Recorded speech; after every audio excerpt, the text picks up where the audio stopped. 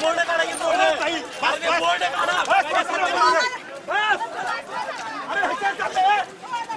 बस चला चला मागे आता अडवायचं कोणाला जाऊ देऊ नका. बस ए बाबा थांबा.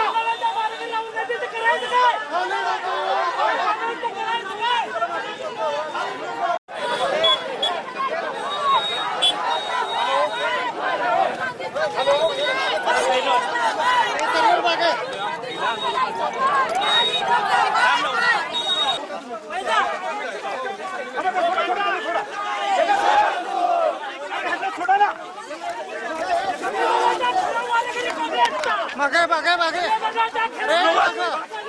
पडतील मागे.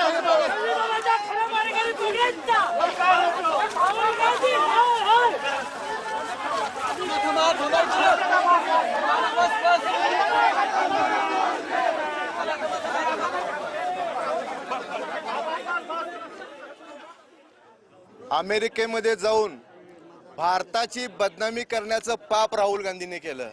सकाळी उठल्या बसल्या भारतीय जनता पार्टी संविधान बदलणार असं म्हणायचं आणि यांचा खरा ढोंगीपणा मात्र अमेरिकेत उघडा झालेला आहे. यांचा खरा चेहरा जनतेसमोर आलेला आहे. त्याने अमेरिकेत जाऊन असं वक्तव्य केलं, आम्ही संविधान बदलणार आहे.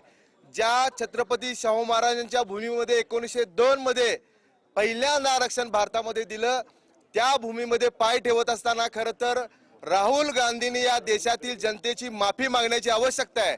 आमची मागणी आहे की राहुल गांधींनी देशाची माफी मागावी आणि यासाठीच त्यांना याची आठवण करून देण्यासाठी भारतीय जनता पार्टीच्या वतीने आज आरक्षणाच्या विरोधात वक्तव्य केलं. म्हणून राहुल गांधींना आम्ही काळे झेंडे दाखवून त्याचा निषेध करणार आहोत. लोकसभेमध्ये संविधान बदलणार म्हणून बोंबलणाऱ्या राहुल गांधीनं अमेरिकेमध्ये जाऊन आम्ही आरक्षण सगळं रद्द करू असं वक्तव्य केलं. हे कितपत योग्य आहे? हा देशविरोधीच बोलल्यासारखा प्रकार आहे.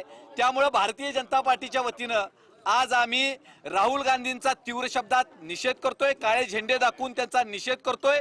छत्रपती शिवाजी महाराज हिंदू देव धर्माच्या बाबतीमध्ये यांना कधी काही माहिती होतं किंवा कधी त्यांनी कुठले कार्यक्रम अरेंज केलेत? आज छत्रपती शिवाजी महाराजांच्या पुतळ्याचं ते अनावरण करायला आलेत.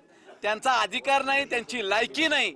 पण या कोल्हापुराच्या या ठिकाणी येऊन राहुल गांधी हे कार्यक्रम करतात, त्याचा आम्ही जाहीर शब्दामध्ये निषेध व्यक्त करतो. काँग्रेसनं आजपर्यंत या देशातल्या जनतेसाठी काही केलेलं नाही. भारतीय जनता पार्टीने मित्र पक्षानं नरेंद्र मोदींच्या नेतृत्वाखाली गेल्या 10 वर्षामध्ये अतिशय चांगलं काम केलं, लोकांचा विश्वास संपादन केलेला आहे. त्यामुळं या राहुल गांधींचं खरं पितळ उघडं पडलेलं आहे. त्यामुळे या राहुल गांधीला छत्रपती शिवाजी महाराजांचा पुतळ्याचा अनावरण करायचा अधिकार नाही आणि या देशामध्ये राहून या देशाच्या विरोधात कृत्य करणाऱ्यांना समर्थन करणाऱ्या या काँग्रेसचा आम्ही तीव्र शब्दामध्ये जाहीर निषेध करतो.